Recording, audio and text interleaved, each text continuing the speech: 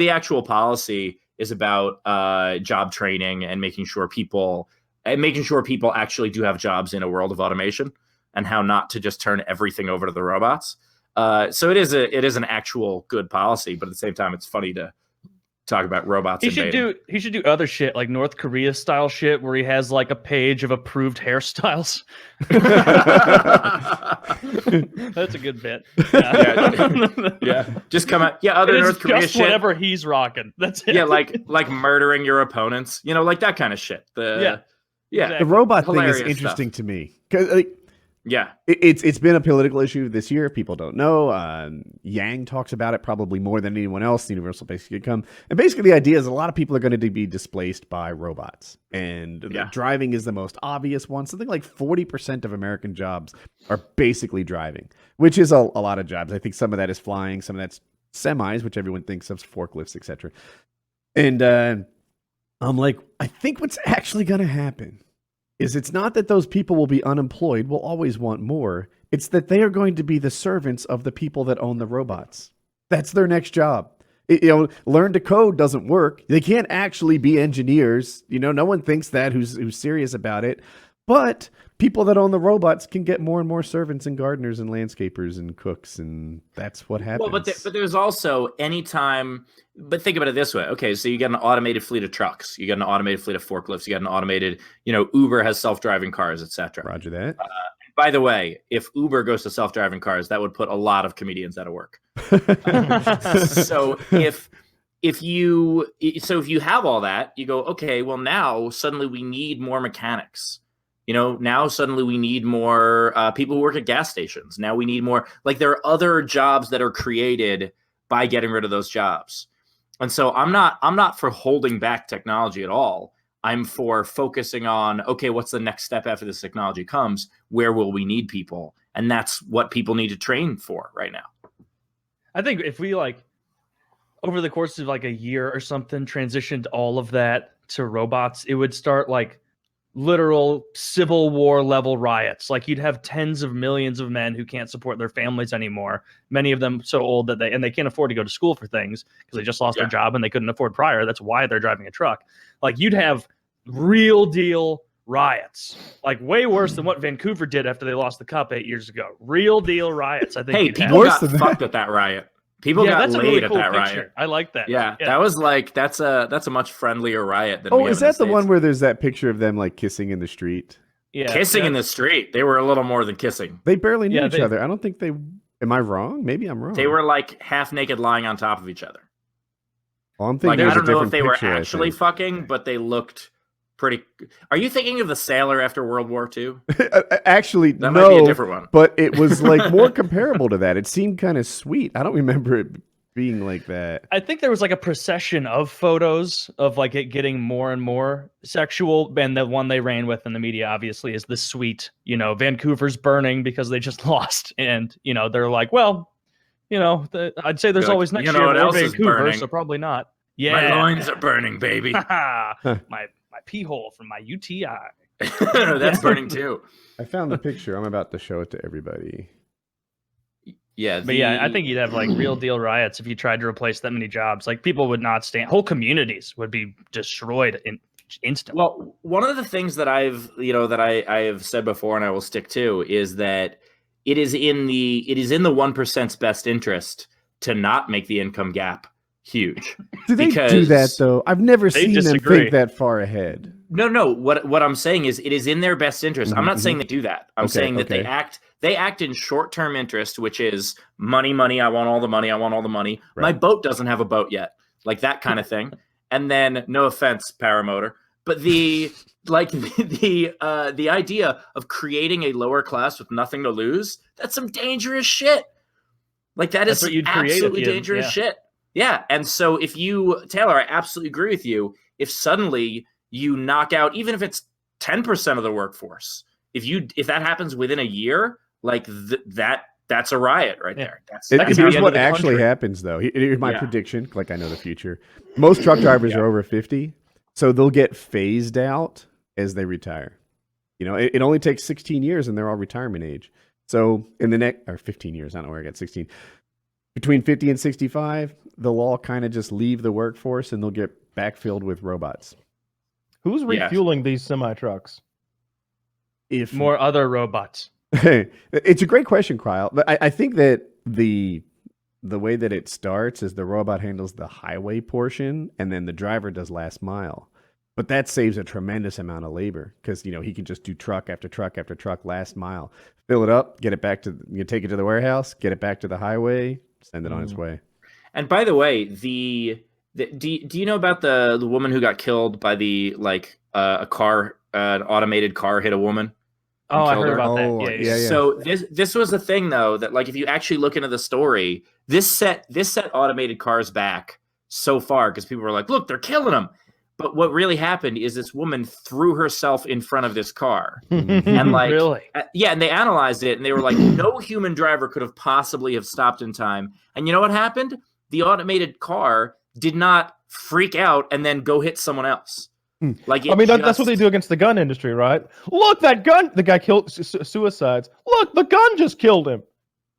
They do. Yeah. That's the only qualm that people have with guns, is suicide.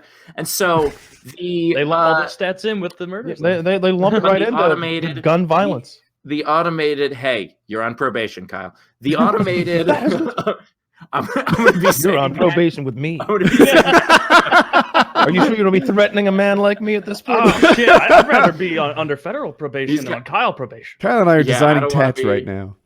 Yeah, on Kyle probation, or a lot to lose. Yeah, I don't even know what it is. Yeah. But the idea of if let's say someone jumped in front of your car and committed suicide, used you to commit suicide. Do you think you would have the presence of mind to brake safely so that you also wouldn't cause a huge car pileup?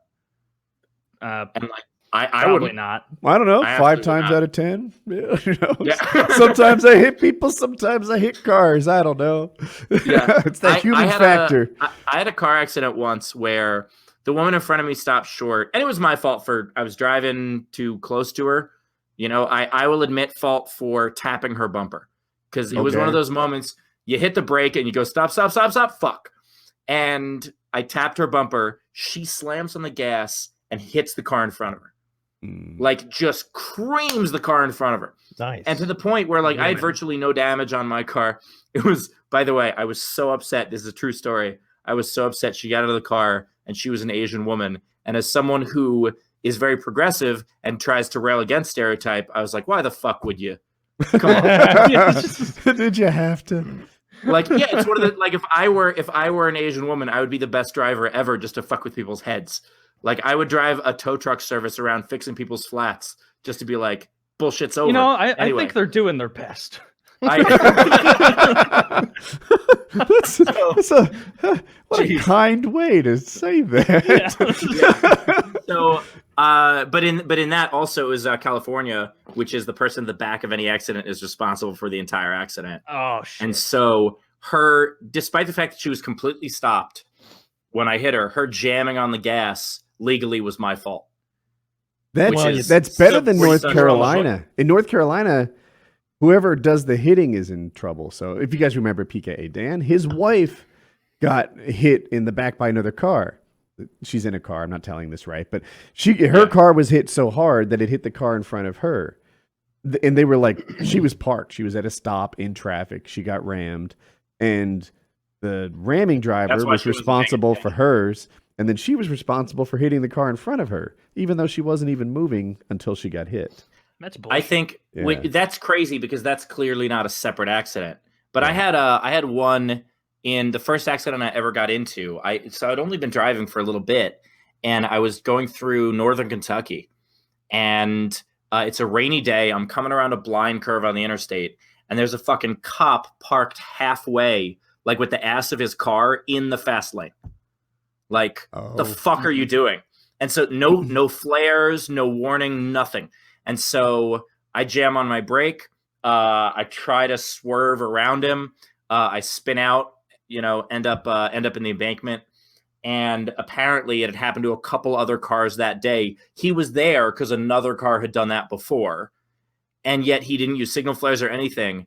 And when I'm talking to the police about the whole accident, I was like, hey, this can't how the fuck is what he did legal? Like, he's parked in the interstate. Like, how is that legal? And they told me a story where the way it works, it's one party. It's whoever's at the back of the accident, where there was an off-duty cop who was coming up a hill, and there was a drunk driver parked asleep in her car across both lanes, like teed across both lanes. He jams on his brake, barely hits her, and he's responsible for the accident, even though she is literally a drunk driver parked. She's a drunk parker. All right. She had to get there somehow.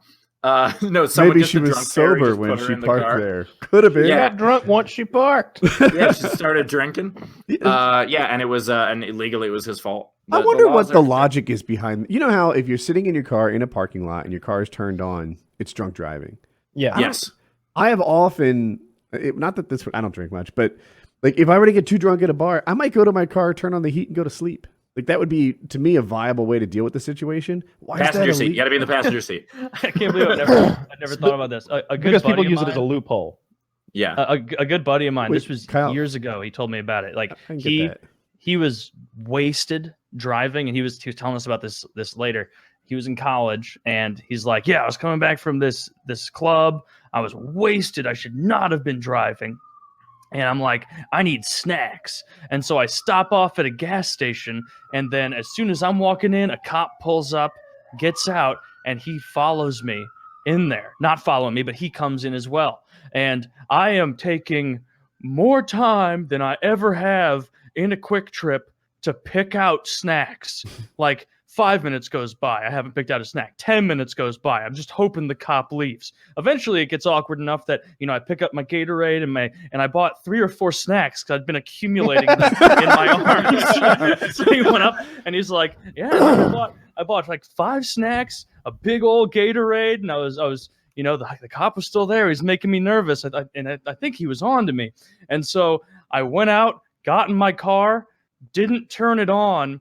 And he came out, got in his car, turned it on, and then we had a wait-off. Because he wanted me to pull out so that he could get me.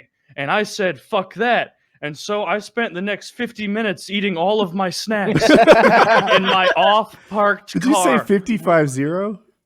Like 50 minutes. Okay. That is how long he said he spent there, just sitting there. And I just kept looking over at the cop still there. All right, well, I got one more thing of Doritos. I'll eat this.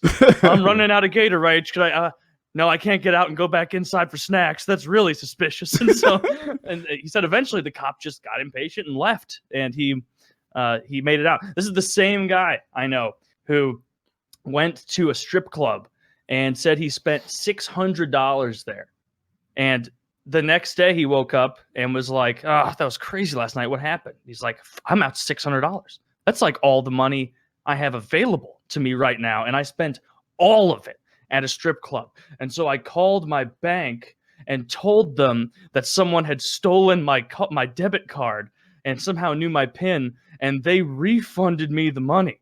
And I was like, you realize this is like a lot of crimes you're telling me about. Like, this isn't a ha-ha situation. It's like, no, you effectively just stole $600 from people. And then my girlfriend up and got pregnant. And I was like, I don't want a kid or a girlfriend anymore. Yeah. So one thing led to another. Are there cameras all over strip clubs? I've been to one strip club in my life, and I didn't see any cameras. But there are cameras at ATMs. So that's a pretty easy way. There are a lot of not those little ones. I had a business partner. I mean, most of them have a camera built in. Like I had a business partner who he relapsed, and like he was a former drug addict, and he had been clean for a long time, and he relapsed, went on some bender, and took a bunch of money out of the business account. And like all of us that were partners were like, "Hey man, you just gotta. We know what happened. Like you took a bunch of money out over the course of 3 days in $200 increments." Like several times a day. Like, we know what happened. And he was like, "Yeah, someone took my debit card." You're like, "And you have it back now?" So if we call the bank and we tell them that to roll back that footage, what is it that we're going to see? And like, he refused to admit it. And we're just like, you're not going to get it. Like, you didn't go in there with a fucking ski mask. Like you weren't on like What else could it have been? Like, what else would he do that would take multiple $200 withdrawal? Could he just be addicted to jet ski rentals? Maybe. Yeah. No, the parking in New York is really expensive.